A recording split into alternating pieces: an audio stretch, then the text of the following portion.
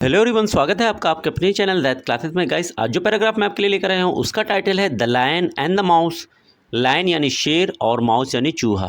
तो शेर और चूहा अगर दोनों की तुलना की जाए, दोनों का कंपैरिजन किया जाए तो दोनों में आपको बहुत ही बड़ा अंतर दिखेगा। कहाँ शेर कहाँ चूहा। ठीक उसी तरह से जैसे हमारे समाज में एक अमीर आदमी होता है और एक गरीब आदमी होता है। ज़्यादातर इंसान उस अमीर आदमी की तरफ भागते हुए चले जाते हैं उसके धन व दौलत को देखकर, क्योंकि उसे लगता है कि ये अमीर आदमी उसे विभिन्न तरीके से उसकी मदद कर सकता है। लेकिन वहीं पर जो गरीब आदमी होता है उसे वो तुच्छ समझता है, एक मामूली सा इंसान समझता है। इस स्टोरी को गाइस मैं एक एक वर्ड्स की मीनिंग को हिंदी में लिखता हुआ चलूँगा ताकि आपके लिए पढ़ना और समझना आसान हो सके। कभी आप किसी बुक को पढ़ें तो किस सेंस में बात हो की जा रही है उसको आप समझ सके। Once a lion was sleeping in the forest. तो कहानी हमारी स्टार्ट हो रही है वंस वर्ड से, जिसका मतलब होता है एक बार। एक गाइस कहते हैं एक को, और लायन का मतलब होता है शेर। वॉज यानी था, और स्लीपिंग गाइस ये स्लीप की आईएनजी फॉर्म है। तो स्लीप का मतलब होता है सोना, स्लीपिंग सो रहा, सो रहा। इन यानी में, और फॉरेस्ट का मतलब होता है जंगल। तो आइए समझते हैं। Once a lion was sleeping, एक बार एक शेर सो रहा था इन द फॉरेस्ट, जंगल में। A tiny mouse ran over his body and woke him up. तो क्या मतलब होगा ये देखते हैं। ए टाइनी माउस, ए यानी एक, और टाइनी गाइस कहते हैं छोटे को। बहुत अच्छा वर्ड है, नोट कर लीजिएगा। उन सारे वर्ड्स को नोट करते रहिए जो आपके लिए इंपॉर्टेंट हैं। माउस यानी चूहा, तो एक छोटा सा चूहा। रैन ओवर, रैन मतलब दौड़ा, ओवर यानी पर। हिज बॉडी यानी उसकी बॉडी यानी शरीर। एंड की मीनिंग गाइज होगी और। वो बहुत अच्छा वर्ड है गाइज, नोट कर लीजिएगा। ये बना हुआ है वेक से। वेक का मतलब होता है सोकर उठना। वोक अप सोकर उठा, सोकर उठा। हिम यानी उसे। वोक अप यानी सोकर उठा दिया। सेंस के अकॉर्डिंग क्या हो जाएगा, सोकर उठा दिया। तो मीनिंग को देखते हैं। A tiny mouse rain over his body, एक छोटा सा चूहा उसके शरीर पर दौड़ा। एंड वोक हिम अप, और उसे नींद से जगा दिया। आगे देखते हैं क्या होता है। The lion caught the mouse and wanted to eat him. Meaning को देखते हैं। लायन यानी शेर, यहाँ पर द की मीनिंग हो जाएगी वो शेर। कॉट गाइस नोट कर लीजिएगा, ये वर्ड बना हुआ है कैच से। कैच का मतलब होता है पकड़ना, कॉट यानी पकड़ा, तो वो शेर पकड़ा। द माउस, माउस यानी आप कह लीजिए माउस का मतलब क्या होगा, चूहा। एंड यानी और होगा। वांटेड नोट कर लीजिएगा, ये बना हुआ है वांट से। वांट का मतलब होता है चाहना, ये सेकंड फॉर्म है यानी चाहा।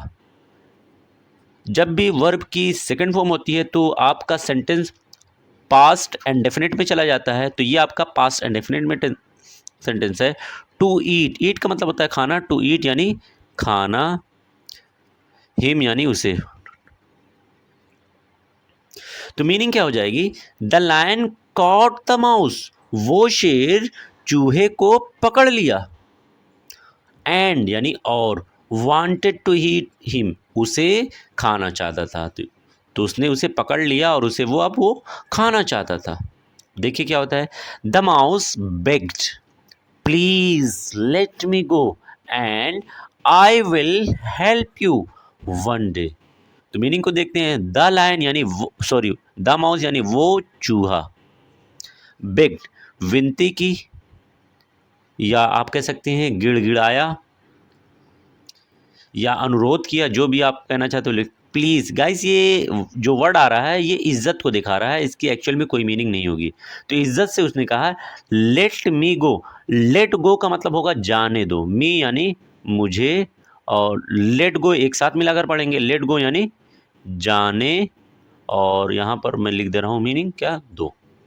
एंड का मतलब होगा और, आई यानी मैं, विल हेल्प।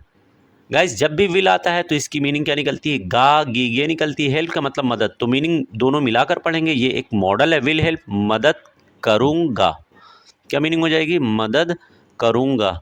यू यानी तुम्हारी, वन डे यानी एक, और डे यानी दिन, तो कंप्लीट मीनिंग क्या हो जाएगी, द माउस बेग्ड, तो जब उस शेर ने उसे पकड़ लिया और खाना चाहता था तो उस चूहे ने विनती की, गिड़गिड़ाया, क्या गिड़गिड़ाते हुए बोला, प्लीज़ मुझे जाने दो यानी मुझे छोड़ दो, and I will help you, और आगे फिर क्या कहा कि मैं तुम्हारी मदद करूंगा, वन डे एक दिन यकीनन मैं आपकी मदद करूंगा।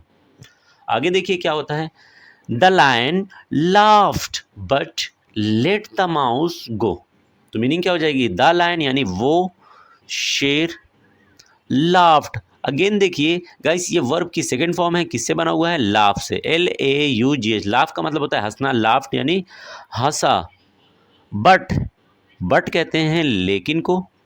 अगेन देखिए लेट आ रहा है तो वर्ब के साथ मिलाकर पढ़ेंगे, लेट गो यानी जाने, और क्या होगा, दो, द माउस, या यहाँ पर सेंस के अकॉर्डिंग क्या हो जाएगा, जाने दिया, मैं यहाँ पर लिख दे रहा हूँ दिया, माउस यानी चूहे को, तो मीनिंग क्या हो जाएगी, द लायन लाफ्ड, तो वो शेर पहले तो हंसा, बट लेट द माउस गो, लेकिन उसके अंदर दया आ गई और उसने क्या किया, उस चूहे को जाने दिया। देखते हैं, a few days later the lion was caught in a hunter's net. A few, इसको एक साथ पढ़ेंगे, अ फ्यू का मतलब होता है कुछ, और डेज यानी दिनों, कुछ दिनों, लेटर यानी बाद, तो कुछ दिनों बाद, the lion was caught, lion यानी शेर, और द की मीनिंग आप निकाल लेंगे वो शेर वॉज कॉट। गाइस देखिए मैं पहले भी आपको बता चुका हूँ, ये वर्ब की थर्ड फॉर्म है, और जब भी वर्ब की third form is, am, are, was verb के साथ आती है तो सेंटेंस आपका पैसिव हो जाता है। कॉट जो वर्ड है ये कैच का सेकेंड फॉर्म है, यानी कैच का मतलब होता है पकड़ना, वॉज कॉट पकड़ा गया या पकड़ा जाता, तो मैं लिख दे रहा हूँ पकड़ा गया। इन यानी में, ए की मीनिंग होगी एक, और हंटर यानी शिकारी, शिकारी, और अपोस्ट्रोफी एस की मीनिंग क्या हो जाएगी, का की के होती है, तो यहाँ पर क्या हो जाएगा, के, नेट यानी जाल, तो मीनिंग क्या होगी, अ फ्यू डेज लेटर, कुछ दिनों बाद। यहाँ कॉमा लगा हुआ है, ये एक फ्रेज है, फ्रेज को अलग करने के लिए कॉमा लगाया गया है। कह रहा है द लायन वॉज कॉट, वो शेर पकड़ा गया, इन ए हंटर्स नेट, एक शिकारी के जाल में पकड़ा गया, यानी शिकारी ने उस शेर को अपने जाल में फंसा लिया। He roared loudly but he couldn't free himself, he यानी वो, तो यहाँ पर शेर के लिए आया हुआ है, जिससे पता चल रहा है कि वो शेर क्या था, मेल था, पुलिंग था। रोर, गाइस बहुत अच्छा वर्ड नोट कर लीजिएगा, ये बना हुआ है रोर से, ROAR, रोर का मतलब होता है दहाड़ना, रोर दहाड़ा, लाउडली यानी जोर से, बट की मीनिंग हो जाएगी लेकिन, ही यानी वो, कुड नोट, गाइस कुड का मतलब होगा सका, नोट मीन्स नहीं, फ्री यानी आज़ाद या मुक्त भी आप लिख सकते हैं, हिमसेल्फ यानी खुद को, तो मीनिंग क्या हो जाएगी, ही रोड लाउडली, वो जोर से दहाड़ा यानी बहुत जोर से आवाज किया, but he couldn't free himself, लेकिन वो खुद को आज़ाद नहीं कर सका। The mouse heard the lion's roar and rushed to help, the mouse यानी वो चूहा, हर्ड गाइस बहुत अच्छा वर्ड है, नोट कर लीजिएगा, जो बना हुआ है हियर से, हियर का मतलब होता है सुनना, हर्ड यानी सुना। देखिए जब भी सेकंड फॉर्म आती है, अगेन मैं आपको बता दे रहा हूँ, सेंटेंस आपका पास्ट एंड डेफिनेट में चला जाता है, तो ये भी सेंटेंस आपका पास्ट एंड डेफिनेट में।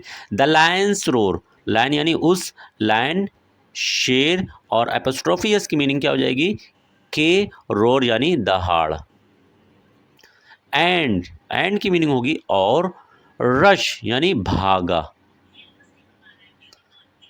टू हेल्प मदद के लिए, मदद के लिए। हेल्प का मतलब होता है मदद करना, टू हेल्प मदद करने के लिए। मीनिंग को देखते हैं, कह रहे the mouse heard the lion's roar, वो चूहा शेर के दहाड़ को सुना, एंड रश टू हेल्प, और मदद के लिए भागा। अब देखते हैं क्या होता है।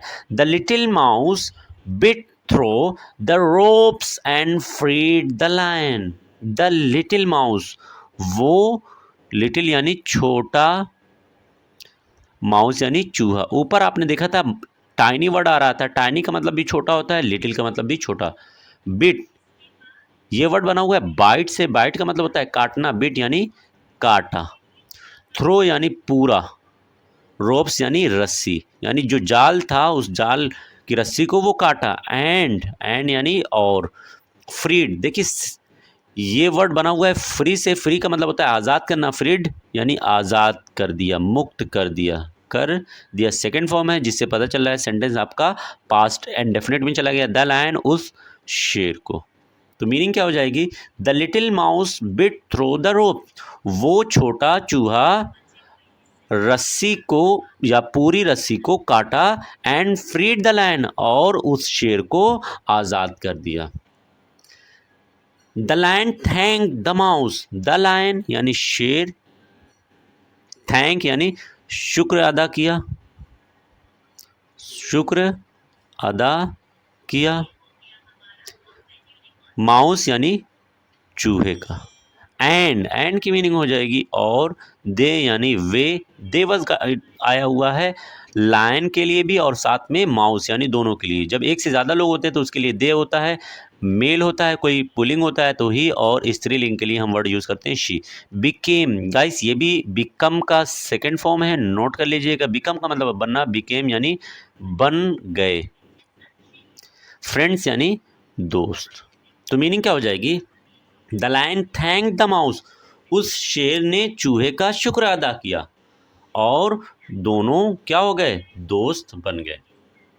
तो ये स्टोरी हमें एक सीख देख रही है। क्या सीख दे रही है कि the lion of the story, the lesson of the story is even the smallest friend, सबसे छोटा दोस्त भी can be a big help, एक बड़ी मदद का हो सकता है। यानी जिसे हम मामूली समझते हैं, जिसे तुच्छ समझते हैं, वो भी बहुत काम का होता है। कभी भी हमें किसी इंसान को मामूली नहीं समझना चाहिए। हर इंसान के अंदर कोई ना कोई काबिलियत पाई जाती है और कभी भी आपको वो उस काबिलियत से आपकी मदद कर सकता है। फिर मिलते हैं किसी दूसरी वीडियो के साथ, तब तक के लिए थैंक यू।